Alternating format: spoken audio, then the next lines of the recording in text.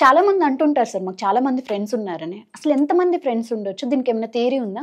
Surely Dunbar అనే anthropologist after lot of research 1990లో ఆ నంబర్ 150 అన్నాడు. ఎందుకు 150 ఎందుకు? ఎందుకంటే ఆయన రీసెర్చ్ ప్రకారం హ్యూమన్ బ్రెయిన్కి లిమిటేషన్ ఉంటుందన్నమాట. ఓకే. సో 150 పీపుల్ కంటే ఎక్కువ ఫ్రెండ్షిప్ మెయింటైన్ చేయడం కష్టం అవుతుంది ఒక యావరేజ్ సైజ్డ్ బ్రెయిన్కి. బికాజ్ అన్ని పేర్లు గుర్తుపెట్టుకోవాలి, వాళ్ళ పర్సనాలిటీస్, వాళ్ళ ట్రేడ్స్ గుర్తుపెట్టుకోవాలి, వాళ్ళ బిహేవియర్ ప్యాటర్న్ తోటి మన దాన్ని లింక్ చేసుకోవాలి, రిలేషన్షిప్స్ మెయింటైన్ చేయాలి, ఎమోషనల్లీ కనెక్ట్ అయినప్పుడు చాలా టైం అండ్ ఎనర్జీస్ కూడా స్పెండ్ చేయాల్సి ఉంటుంది. ఎస్. ఈ 150లో టైప్స్ ఏమైనా ఉన్నాయా sir? Yes, that's a good question. Intimate friends అనేవాళ్ళు 5 ఉంటారట. కొద్దిగా 1-2 ఎక్కువ తక్కువ ఉండొచ్చు. దెన్ గుడ్ ఫ్రెండ్స్ అనేవాళ్ళు 15 మెంబర్స్ ఉంటారు ఇందులో. దెన్ క్లోజ్ ఫ్రెండ్స్ అనేవాళ్ళు 50 ఉంటారు.